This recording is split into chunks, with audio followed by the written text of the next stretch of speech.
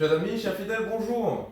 Aujourd'hui, volet 4 sur nos catéchèses sur le baptême. Et nous allons aujourd'hui voir un peu les différents rites et symboles qui composent la célébration du baptême.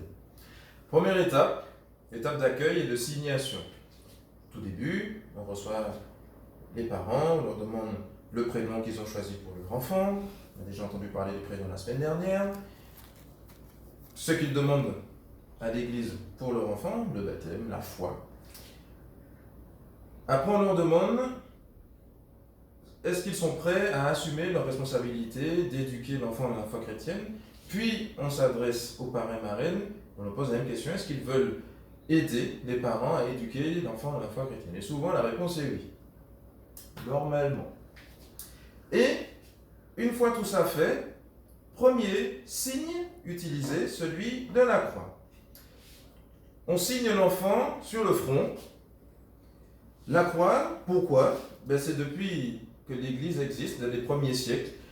Le signe de croix se faisait déjà, la pratique s'est développée assez tôt, de façon à ce qu'on puisse se revêtir du Christ chaque fois que nous faisons notre signe de croix, parce que mine de rien, le signe de croix c'est une prière.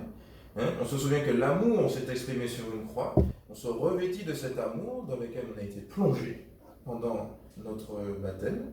On se rappelle aussi que l'amour est trinitaire, parce qu'il est au nom du Père et du Fils et du Saint-Esprit. D'accord ? Donc, premier signe que l'enfant reçoit sur le front, la croix. Deuxième signe, ou rite, la parole de Dieu, parole qui nous est donnée au cours de chaque célébration liturgique, pour que nous puissions entrer dans l'intelligence du mystère du baptême, qu'on puisse se réapproprier, pour les grands, le sens du baptême. Voilà, quand le prêtre fait son homélie aussi, ça nous aide à entrer dans le concret de comment vivre le baptême, comment transmettre sa foi, comment aider l'enfant, plus tard, à aimer Dieu, aimer son prochain et s'aimer soi-même. Ensuite, une étape importante, la renonciation au péché et la profession de foi. Parce que c'est dans la foi de l'Église que ces enfants seront plongés. Et donc, il est important que les parents qui présentent l'enfant, les parrains marraines qui présentent l'enfant, professent cette foi, puisqu'ils font cette démarche.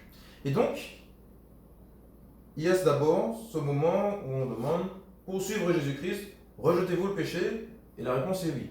Mais en tout cas, il faut s'efforcer de rejeter le péché. Et après, croyez-vous en Dieu avec les différentes étapes? Oui, je crois. Le dire, c'est l'affirmer, c'est vouloir le vivre également. Donc, ce n'est pas simplement des mots. Très important. Prochaine étape, le baptême en tant que tel, où l'enfant est soit immergé, soit on lui prend de l'eau qu'on lui verse sur la tête. Pour les plus grands, généralement, on les immerge. Au nom du Père et du Fils et du Saint-Esprit, où ils renaissent à la vie nouvelle, l'eau étant symbole de vie, l'eau est un symbole d'Esprit Saint, puisqu'ils reçoivent la vie dans l'Esprit. Prochain signe, symbole, le Saint-Crème.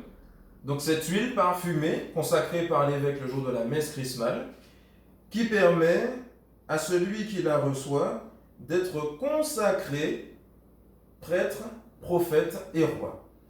On le voit dans les Saintes Écritures, ceux qui sont oints sont ceux qui sont prophètes ou prêtres ou rois, et le Christ récapitule tout cela. Et puisque nous sommes devenus de nouveaux Christ, nous recevons les trois autorités en même temps, prêtres, prophètes et rois, grâce à cette onction. Autre signe, le vêtement blanc dont nous sommes revêtus, d'où la petite phrase aussi qu'on dit, vous tous qui avez été baptisés dans le Christ, vous avez revêtu le Christ, et ce vêtement blanc en est le signe, signe de pureté de l'âme, signe de sainteté, puisque lorsque nous sommes baptisés, nous sommes saints, mais toute notre vie, nous devons grandir en sainteté. Et donc ce vêtement blanc est le signe de l'état de notre âme au moment de notre baptême, et ce que notre âme est appelée à être aussi tout au long de notre vie. Dernier symbole, la lumière. Donc ceci est un cierge, d'accord? Où on reçoit la lumière du Christ. On remet symboliquement au parrain, la plupart du temps, on lui dit recevez la lumière du Christ. Et on leur dit, voilà, cette lumière, veillez à l'entretenir, c'est la foi c'est voilà, ce petit grain de foi qui a été semé dans le cœur de celui qui est nouvellement baptisé. Il faut entretenir cette flamme pour que, à la fin, le Christ puisse trouver cet enfant prêt avec cette foi.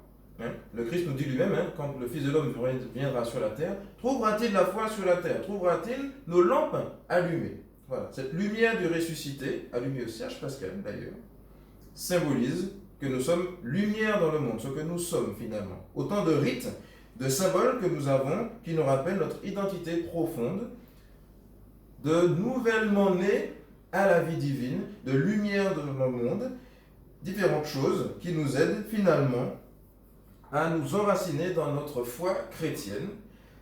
Voilà pour aujourd'hui, chers amis. Restez à l'écoute pour notre dernière catéchèse sur le baptême la semaine prochaine.